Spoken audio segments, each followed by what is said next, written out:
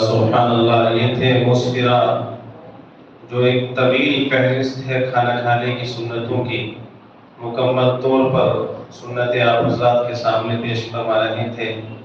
اب مسفرہ کے بعد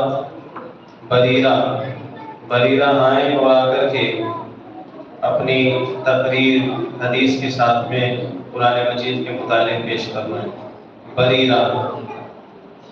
بریرہ کے بعد اگلا پروگرام ہے الفیہ، دانیہ، رقیہ، خنسا۔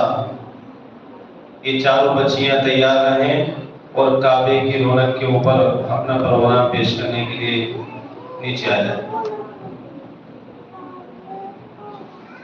السلام علیکم ورحمۃ اللہ وبرکاتہ۔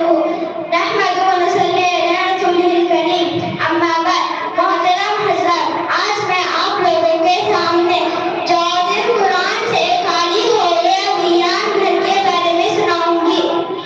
حضرت عبداللہ بن عباس رضی اللہ عنہ نبی کریم صلی اللہ علیہ وسلم کا ارشاد نقل کرتے ہوئے کہے کہ جس شخص کے قلب میں قرآن شریف کا کوئی حصہ بھی محفوظ نہیں، وہ بے منزل ویران گھر کے ہیں۔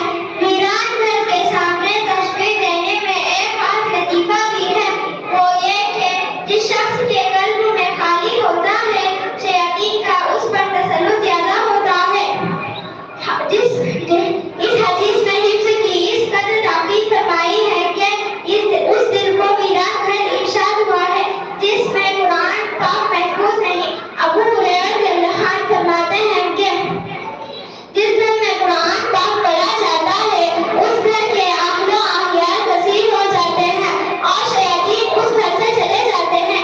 اس میں یہ بھی نازل ہوتا ہے اور شیاطین اس سے معقول ہیں، اور بعض لوگ حضور صلی اللہ علیہ وسلم سے نقل کرتے ہیں کہ جس خالی گھر وہی ہے جس میں تلاوت قرآن نہ ہوتی ہو۔ جزاک اللہ۔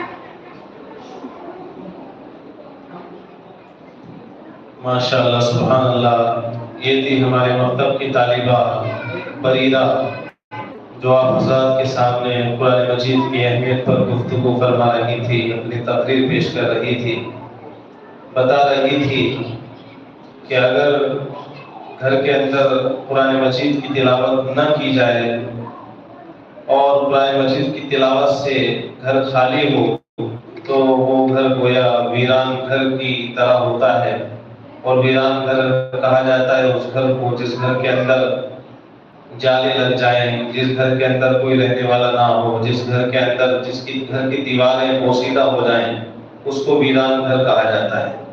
تو ہمیں اس بات کی کوشش کرنی چاہیے کہ اپنے گھروں میں قرآن مجید کی تلاوت کو جاری و ساری رکھیں، ہمیشہ صبح و شام کم از کم 2 وقتوں میں قرآن پاک کی تلاوت کرتے رہیں تاکہ ہمارا گھر آباد گھر رہے، بہتر گھر رہے۔ اب اس کے بعد الفیہ، دانیہ، رقیہ، خنسا، یہ چاروں طالباں آئیں اور آ کر کے کعبے کی رونق کے متعلق اپنی نظم پیش کریں۔